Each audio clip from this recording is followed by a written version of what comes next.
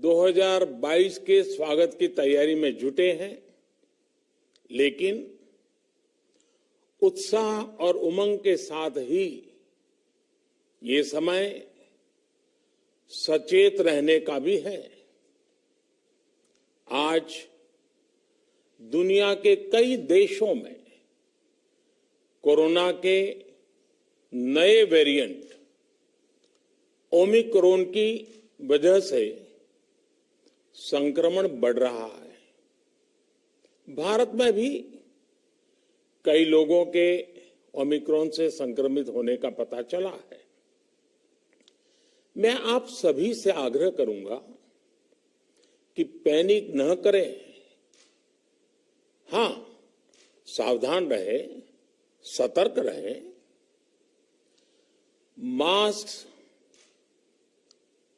उसका भरपूर उपयोग करें और हाथों को थोड़ी थोड़ी देर पर धुलना, इन बातों को हमें भूलना नहीं है।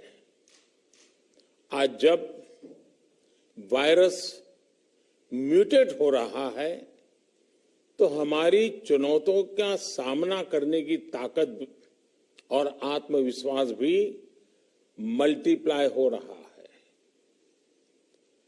हमारी इनोवेटिव स्पिरिट भी बढ़ रही है। आज देश के पास 18 लाख आइसोलेशन बेड्स हैं, 5 लाख ऑक्सीजन सपोर्टेड बेड्स हैं, 1,40,000 आईसीयू बेड्स हैं। आईसीयू और नॉन आईसीयू बेड्स को मिला दें तो 90,000 बेड्स विशेष तौर पर बच्चों के लिए भी हैं।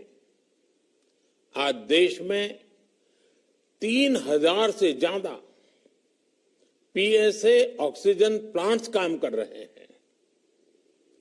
4 लाख ऑक्सीजन सिलेंडर्स देश भर में दिए गए हैं।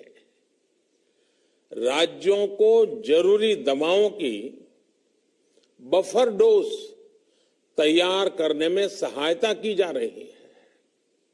उन्हें पर्याप्त टेस्टिंग किट्स भी मुहैया कराई जा रही है। साथियों, कोरोना वैश्विक महामारी से लड़ाई का अब तक का अनुभव यही बताता है कि व्यक्तिगत स्तर पर सभी दिशा निर्देशों का पालन कोरोना से मुकाबले का बहुत बड़ा हथियार है। और दूसरा हथियार है वैक्सीनेशन।